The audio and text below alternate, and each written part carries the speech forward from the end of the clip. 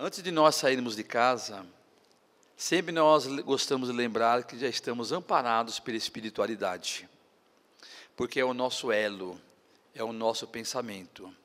Vamos no Irmã Maria, porque sabemos que lá existe o apoio, a ajuda do plano espiritual. Não precisamos ver nada, mas sabemos que o abraço, o olhar, o carinho com que somos recebidos, isso simplesmente nos contagia e faz com que nós, ao ir embora, logo após os trabalhos, já sentimos saudade e pedimos a Deus que passe logo, para que chegue a próxima terça-feira. E lembramos também que para nós, quando aqui chegamos, nós observamos que aqui é uma casa espírita.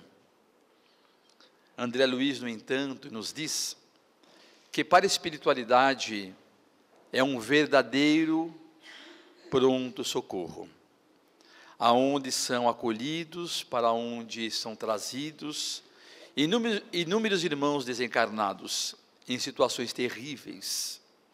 E somente quando nós partirmos para o plano espiritual, nós vamos ver a importância que nós temos, ou que nós tivemos, da nossa ajuda, das nossas orações, das nossas vibrações. Porque muitas entidades, muitos irmãos desencarnados precisam desse elo, dessa proximidade conosco, porque nós somos espíritos encarnados. Então, nós doamos a energia, porque muitos ainda se encontram, embora desligados do corpo físico, muitos materializados. E a nossa simples presença na casa espírita, a nossa oração, a nossa confiança, a nossa fé, tem muito ajudado aqueles que se encontram no plano espiritual.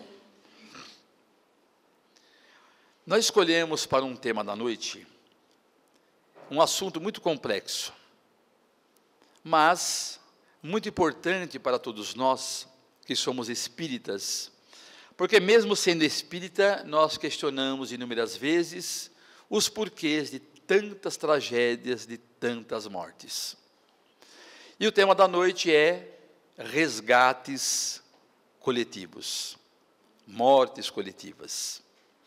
Antes, porém, gostaríamos de fazer algumas lembranças sobre o Evangelho, sobre a doutrina espírita, para que possamos assentar aquilo que nós falaremos nas bases cristãs. No capítulo 26 do evangelista Mateus, lá se encontra uma passagem conhecida para todos nós e, sem dúvida alguma, muito propícia. O capítulo 26 de Mateus narra exatamente aquele momento em que Jesus vai ser preso e vai ser julgado. Jesus, então, ele se encontra junto com os discípulos, ao qual ele vai realizar a Santa Ceia. Depois do vinho, depois do pão, eles sobem para o Monte das Oliveiras. Jesus com os discípulos amados. E ali, no Monte das Oliveiras, Jesus vai ter um interlúdio com Deus, uma conversa com Deus, através da oração. E então ele pede aos discípulos que se coloquem em oração. Veja que mesmo o Senhor da vida, Jesus, o dono de tudo isso, ele não prescindiu da oração.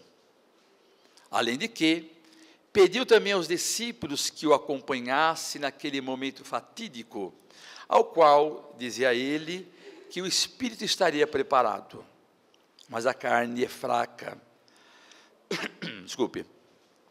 A carne é fraca pelo motivo de que passaria por todos aqueles problemas até a crucificação. Então, Jesus os deixa e sai para o Monte das Oliveiras, para algumas regiões arborizadas, e vai conversar com Deus. e diz mais ou menos assim: Senhor, afasta de mim esse cálice, mas não faça a minha vontade, mas sim a tua vontade, porque para isso eu vim. Não se sabe quanto tempo, mas Jesus vai até os discípulos e os encontram adormecidos. E Jesus diz assim: mas nem por um instante poderiam vocês estarem comigo em oração? Eu preciso desse momento de vocês. Eles despertam, se recompõem, Jesus se retira e continua aquele colóquio com Deus. Retorna pela segunda vez e os encontra novamente adormecidos, com os olhos pesados, por ter acompanhado Jesus durante todo o seu ministério, num grande trabalho de milagre e de ajuda ao próximo. E é exatamente aí que Jesus traz para nós algumas palavras que é de suma importância. Vigiai e orai, para que não entreis em tentação. Jesus sai novamente, e pela terceira vez, quando ele retorna e os encontra adormecidos, o mestre diz: agora vamos de encontro àqueles que vieram para me prender. Não há mais tempo para nada. E quando Jesus chega em determinado local, Judas beija-o. Os soldados o cercam e o prendem. Naquele momento, Simão Pedro saca de uma espada e atinge um soldado. Atinge um servo do sumo sacerdote, de nome Malcos. Atinge-lhe a orelha. Rapidamente Jesus, com a sua energia, com a sua bondade, diz: Simão, embainha a tua espada, porque aquele que com ferro fere, com ferro será ferido.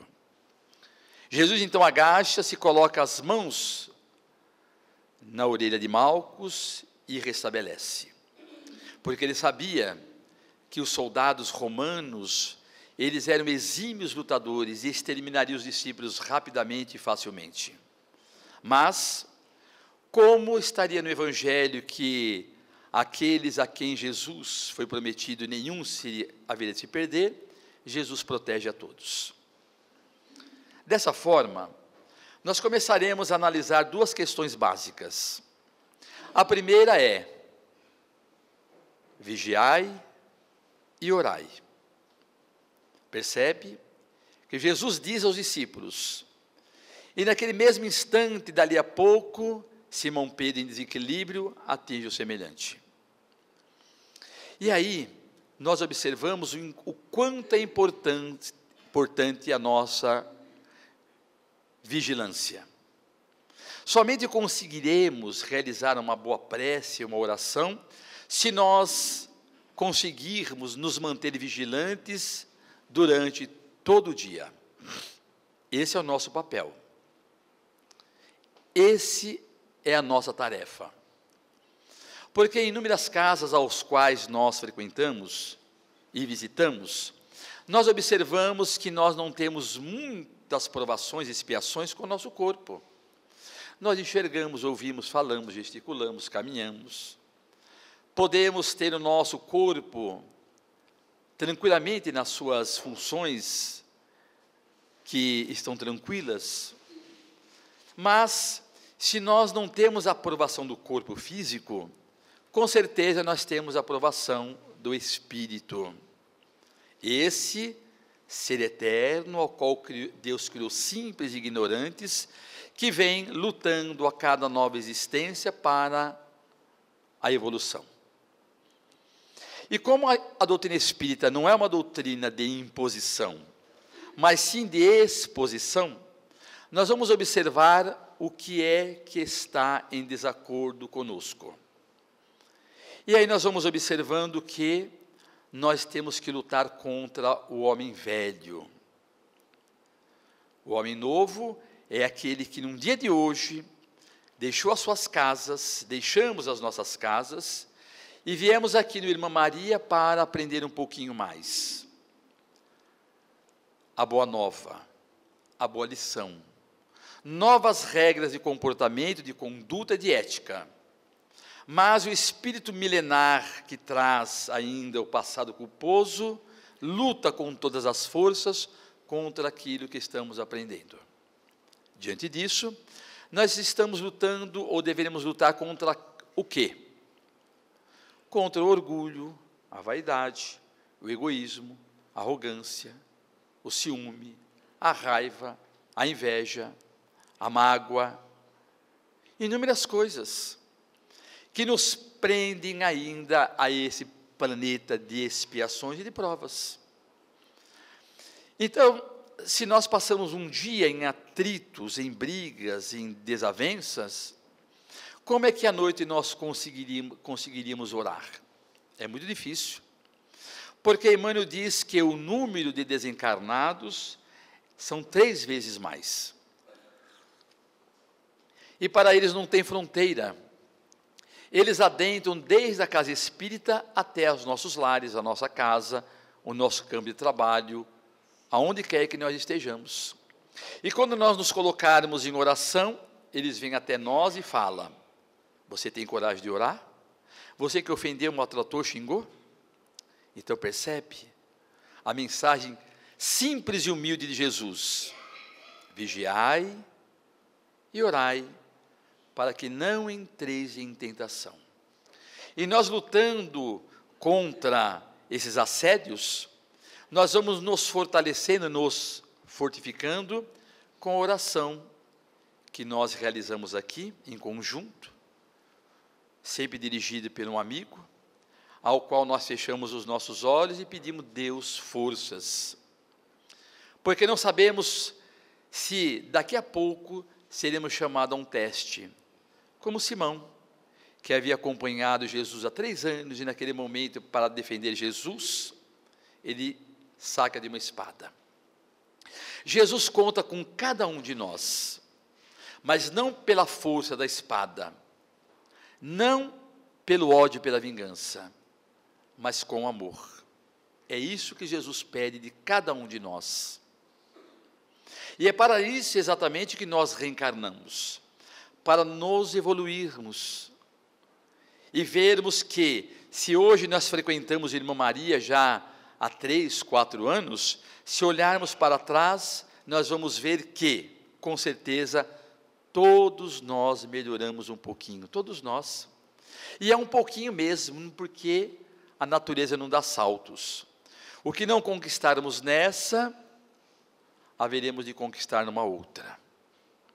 Por isso que a reencarnação faz com que nós esquecemos o nosso passado culposo, porque se assim não for, não conseguiríamos viver o ontem e o hoje junto, lembrando de tantas coisas ruins que com certeza nós realizamos.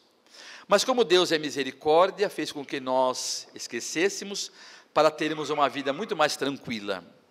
Porque da mesma forma que nós lembraríamos daquilo que alguém nos fez, o outro também lembraria daquilo que nós fizemos.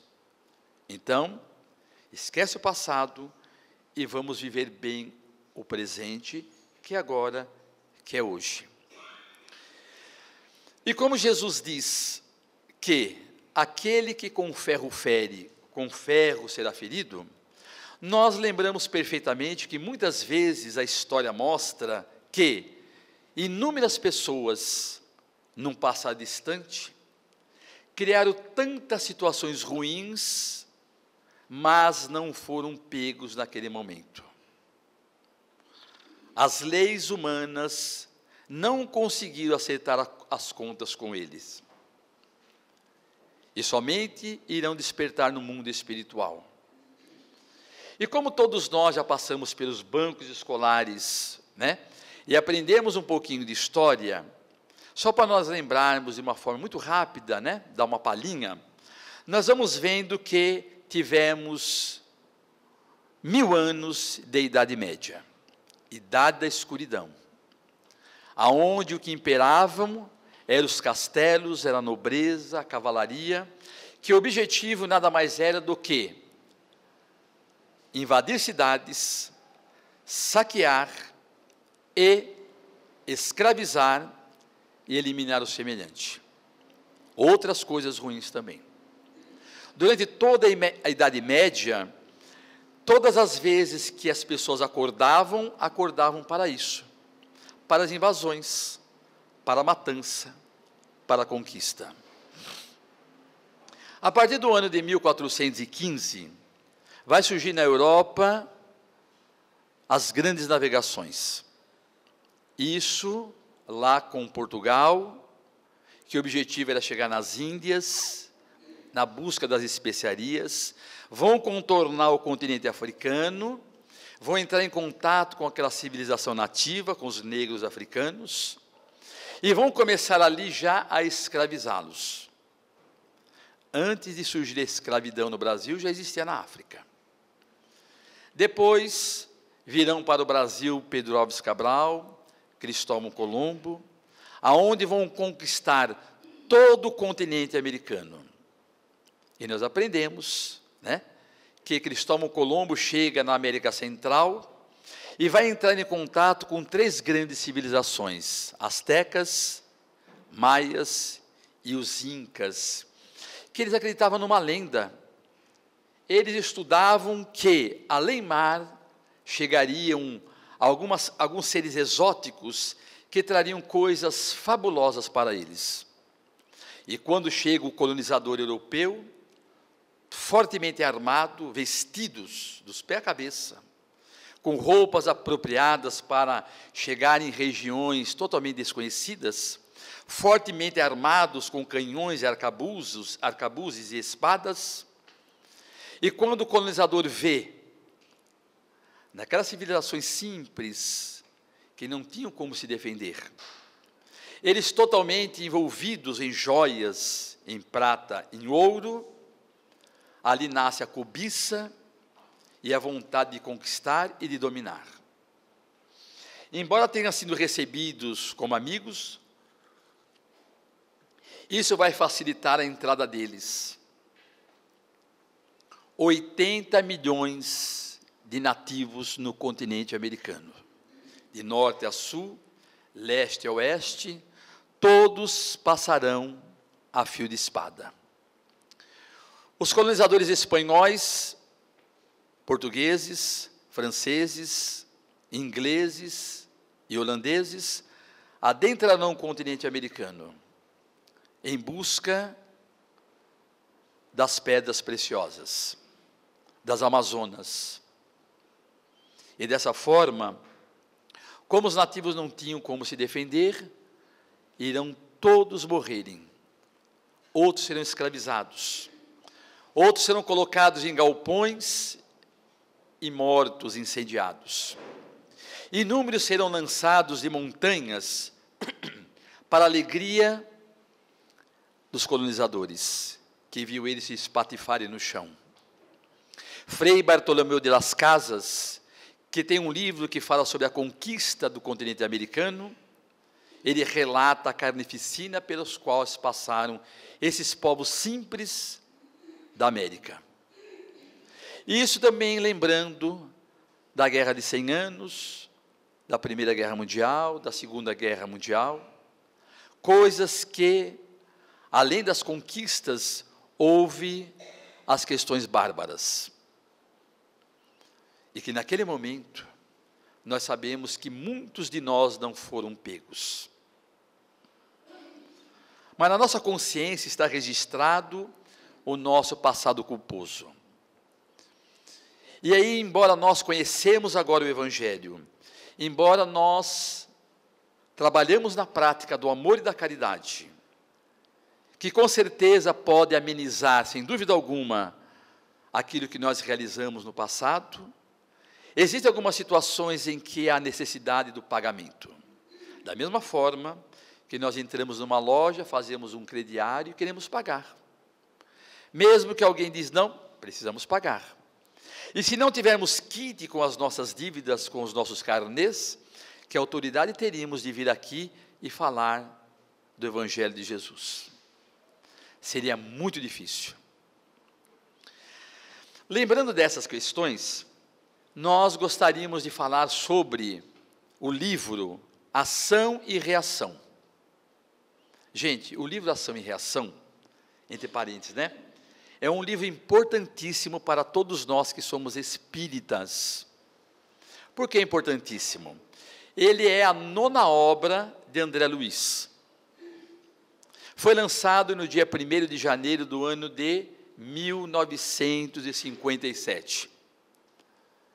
Centenário do Livro dos Espíritos. O livro Ação e Reação tem 20 capítulos. O livro de Ação e Reação fala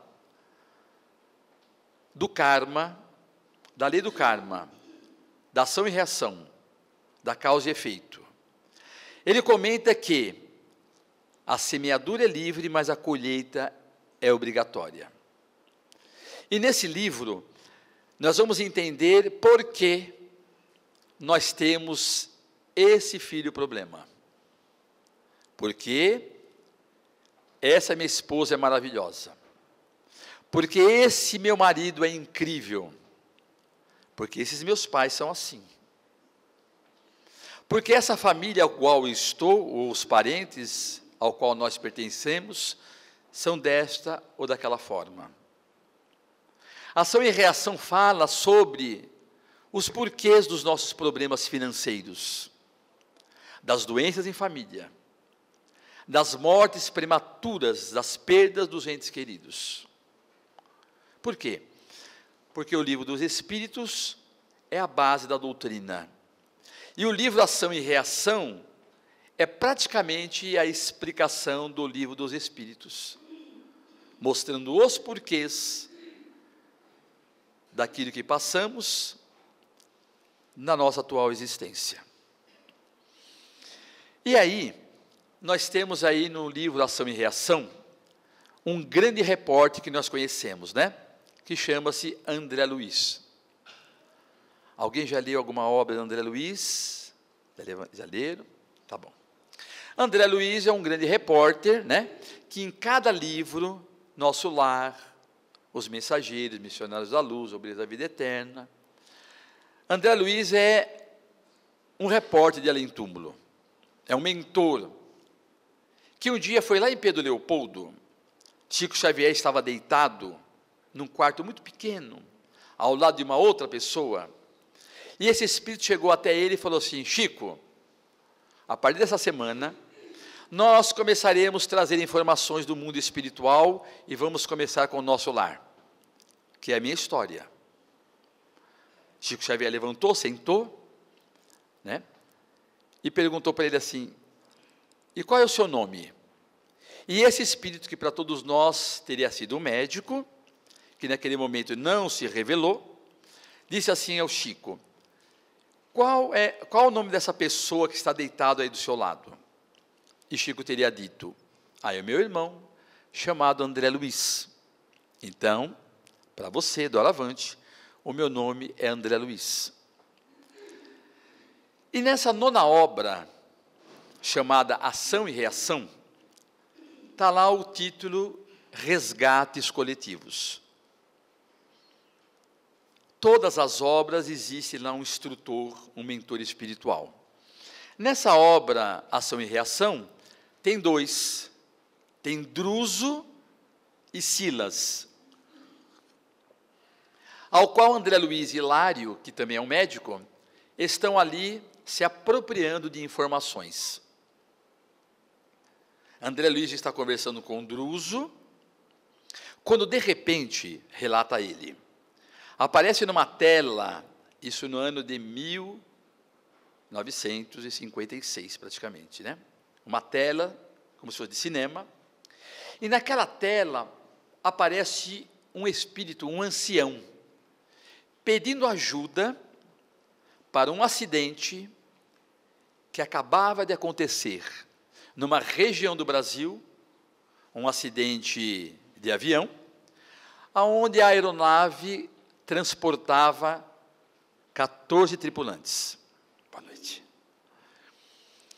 E aí André Luiz diz que o piloto, despercebendo-se da noite daquela bruma, errou o caminho, o avião bate naquela montanha e todos desencarnaram. O ancião então pede rapidamente que venha espíritos adestrados para ajudar 6 daqueles 14 tripulantes. E André Luiz pergunta a Druso: e por que somente as 6 pessoas? E aí Druso responde assim: André, todos tiveram morte idêntica, mas nem todos estão preparados para o resgate rápido. E por que esses 6? A importância disso. Porque, André, todos eles têm um passado comprometido. E vieram para resgatar assim, dessa forma. Foram reunidos pelo plano espiritual, mas quando na terra, eles não realizaram aquilo que deveriam. No entanto, esses 6 cultivaram a caridade, a meditação, a prece, a prática do bem ao próximo, a meditação, perdoaram, desculparam, ajudaram inúmeras vezes. Então, esses 6, no momento do acidente, eles são rapidamente amparados pelo plano espiritual.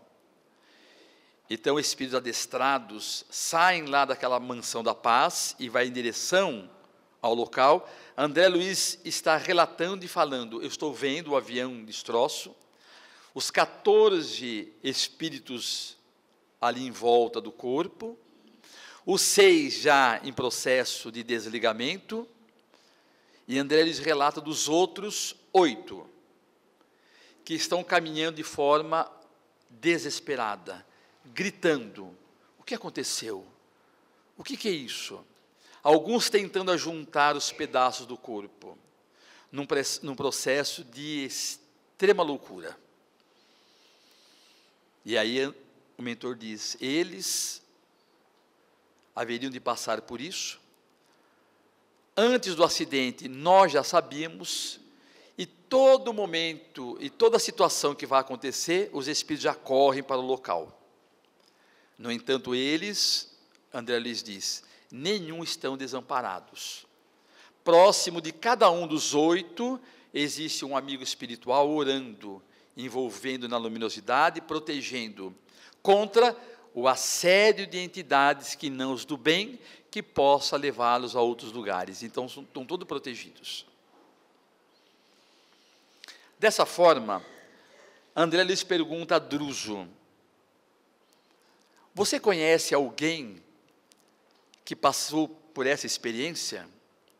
E Druso diz que pensa e responde para ele: André, nós muito devemos aqui a nossa situação a 2 grandes mentores. Há 30 anos atrás, Ascânio e Lucas, nós tivemos o prazer de conhecê-los. Olha que interessante. Ascânio e Lucas trabalharam na espiritualidade 500 anos, 5 séculos. Depois desse trabalho memorável, eles então resolveram atingir regiões mais sublimes. Só que os 2, em determinado ponto, não conseguiram ir adiante. E não se sabia por quê. Foi solicitado a mentores de regiões de alta hierarquia para vir até eles para resolver essa situação. E aí os 2 são levados a um gabinete, é projetado numa tela e é mostrado o seguinte: que no ano de 1429, está lá no livro, na guerra de Orleans, na época de Joana d'Arc, eles estavam envolvidos numa guerra, Ascânio e Lucas, junto com os soldados, ganharam a guerra. No entanto, os 2, de uma forma egoísta, queriam angariar uma situação mais privilegiada. Mas tinham 2 pessoas que lhe travavam o tão almejado posto. Ascânio e Lucas, então, no ano de 1429, levaram os dois amigos a uma região muito alta e empurraram os dois, vendo os dois se espatifarem lá no chão, e ficaram naquele momento muito felizes. Com o passar do tempo, os dois desencarnam, e para aquele que errou, para aquele que delinquiu, para aquele que foi contra as leis, nele desabrocha um grande arrependimento. Foi o que aconteceu com Ascânio e Lucas. Um arrependimento terrível, querendo resgatar o passado, tiveram outras reencarnações, até o momento em que eles atingem a situação de espíritos que podem ajudar o próximo, continuam ajudando, mas está lá a dívida do passado.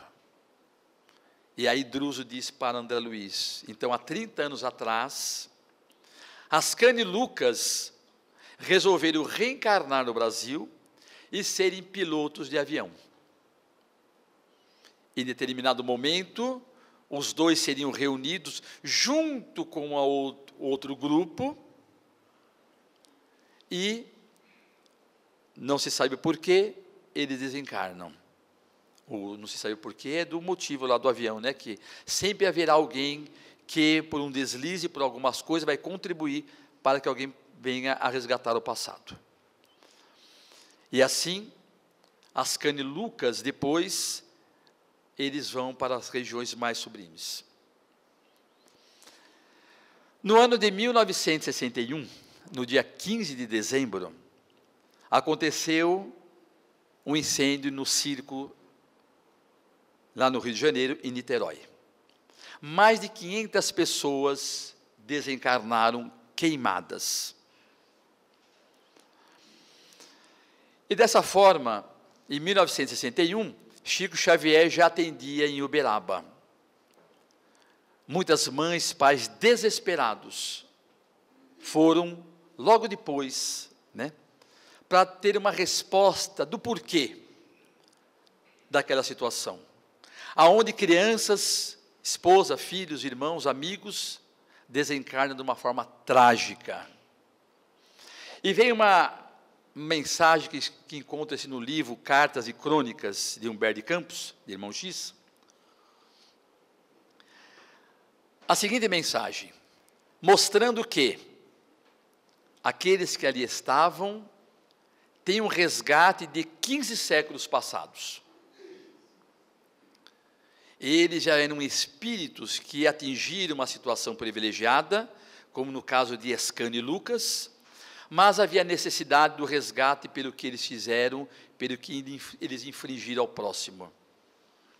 E dessa forma, Humberto de Campos relata o seguinte, que no século II da era cristã, já existia, infelizmente, a perseguição aos cristãos. E no circo romano, eles já estavam cansados daquelas lutas de espada, das corridas de bigas. Então era necessário alguma coisa inusitada. E alguém, lá no livro é bem relatado, alguém teve a infeliz ideia de dizer assim, nós, os pretorianos, somos mais de 1000. Então, se cada um de nós adentrarmos as catacumbas, aonde os cristãos oram, ou nas casas, ou sabermos de alguma família que se diz cristã, nós pegaremos pode ser criança, idosos, jovens, não importa. Nós traremos para o circo romano, para que quando tiver os representantes de várias sociedades, de várias cidades da Europa, nós daremos para eles uma inusitada festa, ao qual eles nunca viram em todas as suas vidas. Então eles trouxeram 1000 cristãos no circo máximo. E foram colocados juntos com inúmeros cavalos, já doentes, já sem condições de trabalhar. E foram jogados sobre os 1000 cristãos, e os cavalos, os animais, resinas. e foram incendiados. Os cristãos que não morreram queimados, morreram sob as patas dos animais desesperados pelas dores. E Humberto de Campos relata que depois de 15 séculos, eles então resgatam um débito no Rio de Janeiro, no circo, que foi ateado fogo. Mas André Luiz fala uma outra coisa importante para todos nós, que nós seguimos uma doutrina ao qual Deus é misericórdia. Nas questões 13, 14 e 15 do Livro dos Espíritos, fala que Deus é imaterial, é único, é imutável, é todo-poderoso e é soberanamente justo e bom. E misericórdia eu quero e não sacrifício. E todos nós seguimos a doutrina do Consolador prometido. E que não deve, de forma alguma, despertar no coração do espírita, na sua mente, qualquer tipo de insensibilidade. Ah, eles estão passando por isso? Merece, tem que morrer. Não é assim. Porque aqueles que passaram por esse resgate em Brumadinho, diz os espíritos amigos, é claro que o corpo atemoriza pela situação pela qual passam. Mas os espíritos alçam as regiões sublimes, rompendo os grilhões da carne, dizendo a Deus, por resgatar um passado culposo. E algumas pessoas perguntariam assim, mas e o pai? E a mãe? E os irmãos? E os filhos? Esse sofrimento todo, essa angústia? E Humberto de Campos diria o seguinte, todos eles estão comprometidos também com o passado. Muitos de nós fomos aqueles que aplaudimos a matança, o saque, inúmeras coisas ruins. Não somente aplaudimos, como existem outros tantos que foi beneficiados com o saque. E até incentivávamos. Está acabando, precisa ir lá matar mais e trazer mais coisas. Então, na misericórdia de Deus, sempre existe o porquê dos resgates coletivos. E nós observamos nesses dias todos que existem números, pela questão de Brumadinho, dos atletas do Rio de Janeiro, pelo repórter Boechat, agora dos 157 passageiros da Etiópia, e outros que desencarnam, nas enchentes. Se nós não acreditarmos na justiça de Deus, na bondade, nós diríamos assim, então nós estamos à mercê do acaso? Não estamos, porque a vida continua. E muitas vezes nós que somos espíritas, talvez não nessa existência, não agora, mas nós estamos aqui no Irmã Maria, como outras vezes em estudos, ouvindo palestras, aplicando passes, se preparando para daqui a 2 ou 3 encarnações, resgatar o nosso passado. Então, quando nós vemos essas situações, cabe a nós, como nós recebemos, e todos os irmãos recebem no WhatsApp, a união de pensamentos, para tanto aqueles que partiram, quanto para aqueles que ficaram nessa tristeza, nessa saudade, nessa dor, da perda do nosso ente querido. E só Jesus pode nos consolar. Porque são passados mais de 2000 anos, e ainda não conseguimos interiorizar a mensagem simples do carpinteiro de Nazaré, que só pediu que nós nos amássemos uns aos outros, que nós nos perdoássemos, que vivêssemos com o estritamente necessário. Mas ainda o orgulho, a vaidade, o egoísmo, ainda está muito enraizado em nós. Se não realizamos coisas terríveis, nós fazemos outras coisas piores, que é muitas vezes de mentir, de falar mal de alguém, de fofoca, etc. e tal. Então percebe o quanto nós temos que colocar em prática. E dessa forma, nós gostaríamos de lembrar uma passagem de Jesus, para nós concluirmos. E lembrarmos que naquela tarde, Jesus chama os discípulos amigos. Ele estava ali adentrando a pequena nau. Haveriam de atravessar o grande lago de Genezaré. Deve ter sido a paisagem mais linda do mundo. Jesus na proa, os discípulos deslizando naquelas águas plácidas e límpidas do lago de Genezaré, do mar da Galileia. Jesus, no entanto, diz assim aos discípulos: eu quero ir em direção a Gadara, aos gadarenos. Jesus, depois de um dia de trabalho, de labuta, ele deita na proa e adormece. Os discípulos felizes, porque Jesus os escolheu como amigos. Nós somos amigos de Jesus. Não se sabe por quê, mas de repente um forte vento abate-se sobre as águas. O céu se fecha, as ondas se levantam, ventos fortes abatem-se sobre eles, e mesmo sendo exímios pescadores, nadadores, sabiam perfeitamente que se a nau virasse, todos haveriam de perecer. Eles se abraçam, atemorizados, com medo, e aí Simão Pedro vai até Jesus, o acorda. Emmanuel diz que com certeza Jesus não estava dormindo. Jesus jamais dorme diante das nossas dores e dificuldades, mas estava testando a nossa fé. Então Simão Pedro, naquela angústia, diz: Senhor, salva-nos. Jesus então olha a situação e diz: ó homens de pouca fé. E aí a gente lembra daquela cena dos discípulos naquela nau. Jesus na proa em pé agora, pedindo que cesse os ventos e acalme as águas.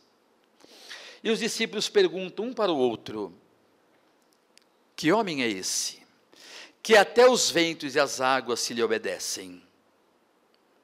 Volta tudo à calmaria. Eles então agora adentram e sobem a pequena colina dos Gadarenos. Como relata Mateus, vêm em sua direção 2 endemoniados, que tinham o costume de atacar este ou aquele viandante desprevenidos e colocarem a correr. Mas vindo os 2 em direção a Jesus, a meia distância, os 2 ajoelham-se e caem. E pela boca dos endemoniados nós ouvimos a resposta que dizemos nós na nau: que homem é esse? E os endemoniados dizem: que temos nós contigo, Jesus, Filho de Deus? A que vieste atormentar-nos? Então, que homem é esse, que na noite de hoje abençoou a vida de cada um de nós e disse: vai lá no irmão Maria, vamos lá buscar o passe, tomar a água, ouvir uma palavrinha a mais para os nossos corações. Que homem é esse, que são passados tanto tempo, e ainda a sua mensagem ecoa em nossos corações, nos enternece a alma e faz com que os nossos pensamentos se elevem às regiões sublimes. Que homem é esse, que depois de um dia de trabalho, nós sentamos em nossa cama depois do jejum, depois do banho, fechamos os nossos olhos e oramos pelos nossos semelhantes. Que homem é esse, que ainda conseguimos estender as mãos àqueles que precisam? Que homem é esse simples da Galileia, que imaginava que aquela criança de pés no chão seria o rei solar? Que agora um homem de 33 anos convoca cada um de nós para o amor ao próximo e nos traz, como disse o nosso irmão, 2 grandes mensagens: amar a Deus sobre todas as coisas, ao próximo, e a instrução, muito propícia para que nós possamos aprender um pouquinho mais, e aprendendo um pouquinho mais, colocar em prática o Evangelho de Jesus. Muito obrigado a todos vocês pela atenção, pela generosidade sempre. Parabéns de coração pelo trabalho que vocês realizam nessa casa de amor cristão. Que essa união, que essa confiança e que essa fé jamais esmoreçam. E que possam, de fato, aonde quer que nós estejamos, falarmos de Jesus e dessa doutrina maravilhosa que é o Consolador prometido. Muito obrigado. Obrigado, viu?